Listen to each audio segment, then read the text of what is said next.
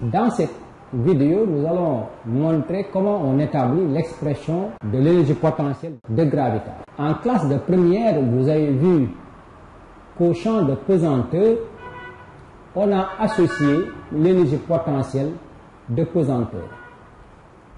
Et au champ électrostatique, on a associé l'énergie potentielle électrostatique.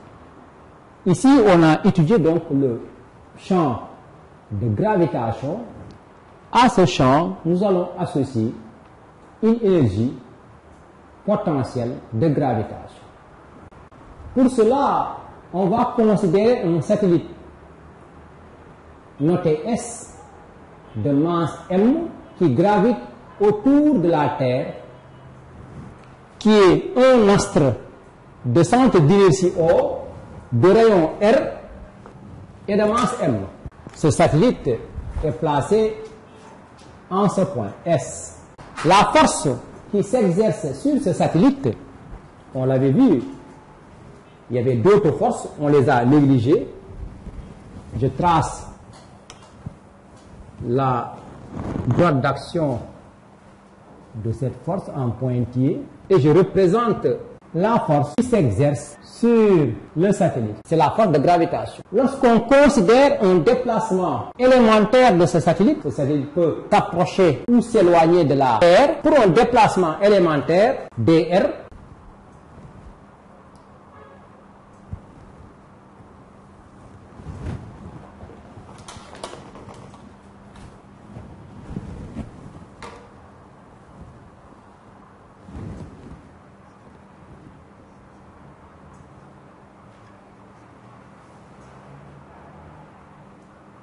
au cours de ce déplacement élémentaire du satellite, de dr, le travail de la force de gravitation F, le travail élémentaire, est d W de F. Le d signifie seulement une variation infinitésimale égale à F scalaire dr. On a vu l'expression de la force de gravitation, on avait moins K multiplié par grand M qui est la masse de la Terre, multiplié par petit m qui est la masse du satellite, sur R au carré, U scalaire dr. Ici, si on vous regardez bien, donc U et dr ont le même sens, ce qui fait le produit scalaire U dr, c'est simplement dr. On aura ainsi d de W de F, qui est le travail élémentaire de la force F, égale moins K M petit m sur R au carré dr. On a montré, ou bien on peut montrer que le travail de la force de gravitation est une force conservative, à savoir que le travail de cette force est indépendant du chemin suivi. Et ainsi, le travail de cette force entre deux points est opposé à la variation de l'énergie potentielle de gravitation entre ces deux points. Maintenant, si on considère des déplacements très petits, le travail élémentaire est opposé à la variation infinitésimale de l'énergie potentielle de gravitation. On écrit ainsi d de W de F, qui est le travail élémentaire de F, égale moins dEP. C'est des notions que vous avez déjà rencontrées en classe de première. Souvent, on notait delta de W de F égale à moins delta de... Le delta signifie seulement une petite variation. À partir de là, on montre que DEP, en tel que DEP égale à K M petit m sur R au carré dr. D de EP sur dr s'écrit alors K grand M petit m sur R au carré. Si on cherche maintenant les primitives de EP, on aura ainsi EP égale à moins K grand M petit m sur R plus constante. F'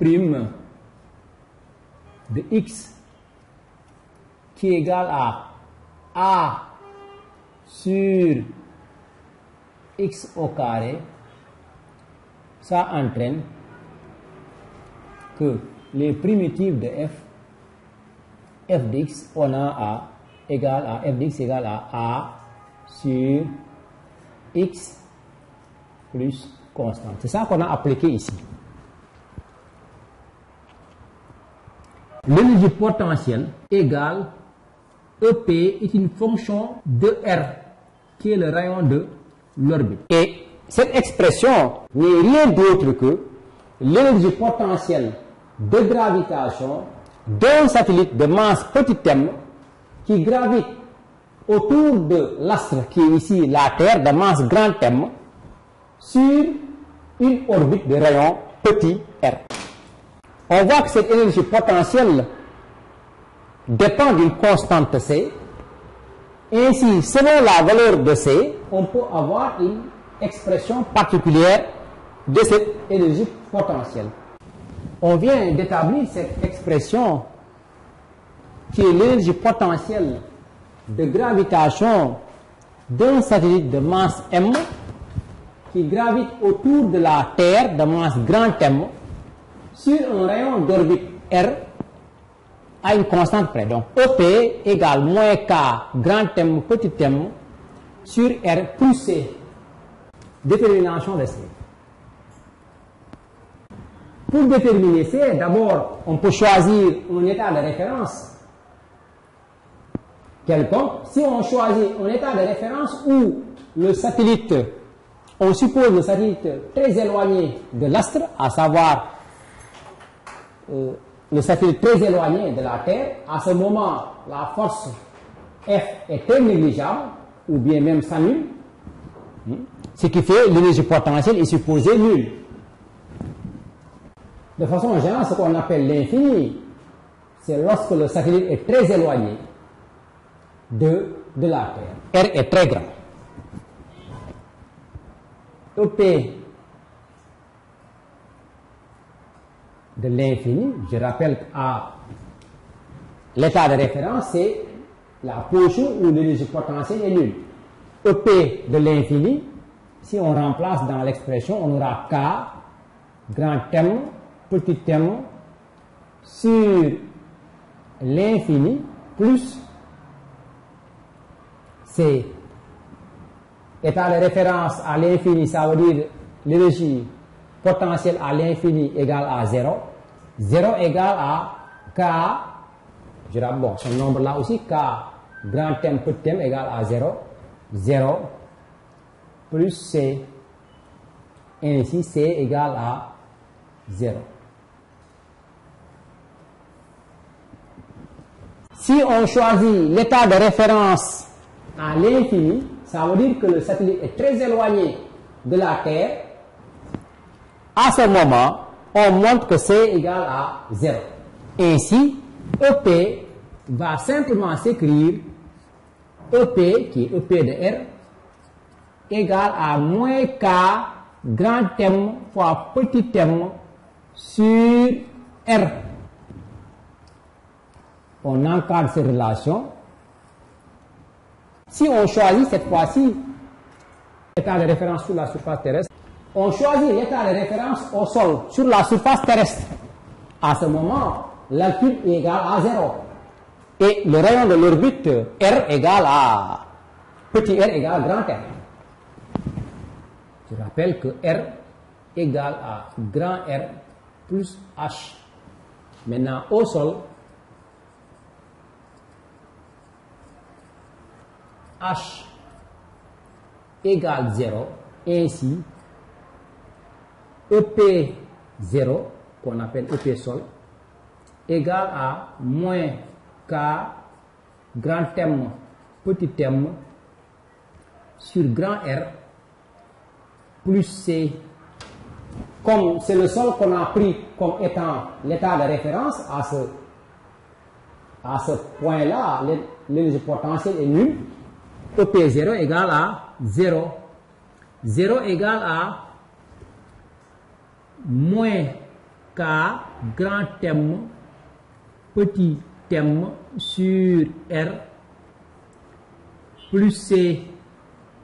On tire bien sûr que C égale à C, la valeur de C égale à K grand M petit m sur grand R.